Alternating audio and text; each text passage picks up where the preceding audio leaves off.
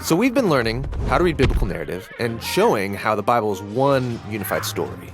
But 30% of the Bible is made up of ancient poetry. And I don't know about you, but I don't read a lot of stories where 1 out of 3 pages is some kind of poem. Yet poetry is everywhere in the Bible. Some biblical books are entirely poetry. Most of the Hebrew prophets wrote masterful poems, and the majority of God's speech in the Bible is represented as poetry. It's also very common in biblical narrative for the story to pause while a character breaks out in poetic song. Like in the Exodus story, there's a narrative about Moses leading the Israelites through the waters of the sea, and that's followed by a beautiful poem about the very same thing. Why a story and a poem? Wouldn't one version suffice? Well, poetry has a different purpose than stories. Instead of describing the difference, let's just experience it. Okay. So, one part of the story goes like this. The waters were divided, and the Israelites went through on dry land with a wall of water on their right and on their left. That seems pretty clear. Right? Now the poem, telling the same event. O Lord, by the blast of your nostrils, the waters piled up. Surging waters stood like a wall. Deep waters congealed in the heart of the sea. Whoa, a wall of surging water? Like jello and divine nostrils? This is intense. Yeah, the poem ignites your imagination through the experience of verbal art. And biblical poets did this with a specific set of tools. And that's what we're going to look at, the art of biblical poetry. The basic unit of any poem is the line. And then many lines are designed together to make a poem. Okay, I'm used to this kind of poem. There's a meter, cadence, bum-bum-bum-bum, bum-bum-bum-bum, and there's rhyme. But poems in the Bible don't work like this. Yeah, biblical poems are what you could call free verse. They don't use meter like some traditions of poetry do, and they don't use rhyme in the same way either. So biblical poems have no order to them. No, they just have a different kind of order. Biblical poems are most basically structured by couplets, 2 short lines that are carefully worded and placed beside each other. The first line makes the basic statement, and then the second line develops it in some way.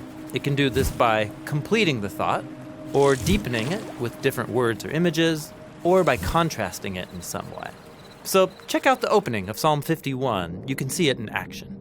In the first couplet, the poet asks God to show grace and love. But how exactly?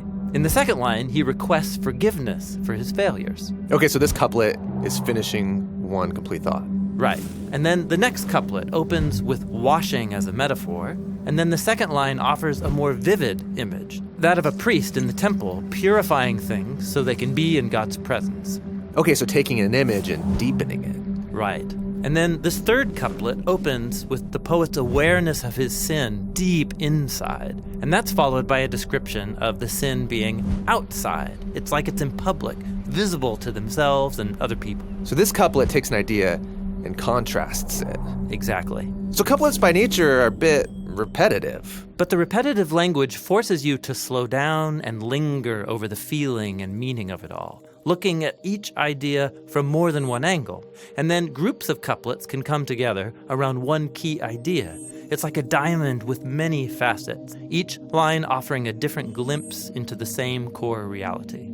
So this poem is exploring what it's like to be forgiven, offered a second chance. And that's the kind of experience that can change a person. It's worth savoring and pondering.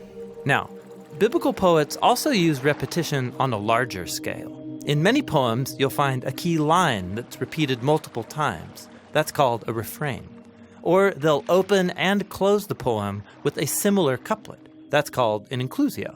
Now, so biblical poets love design. Oh yeah, these are works of verbal artistry. These poets use repetition to create all kinds of elaborate patterns that invite the reader to make connections between different parts of the whole poem that open up even deeper layers of meaning. Cool. So I'm feeling at home with ancient Hebrew poetry. But remember, poetry isn't something you master and then move on. Biblical poems are a bottomless well. They're packed with a surplus of meaning for those who are willing to slow down and ponder them.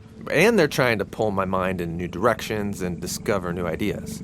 Exactly. And there's even one more tool that biblical poets have to do that very thing, and that's what we'll look at in the next video.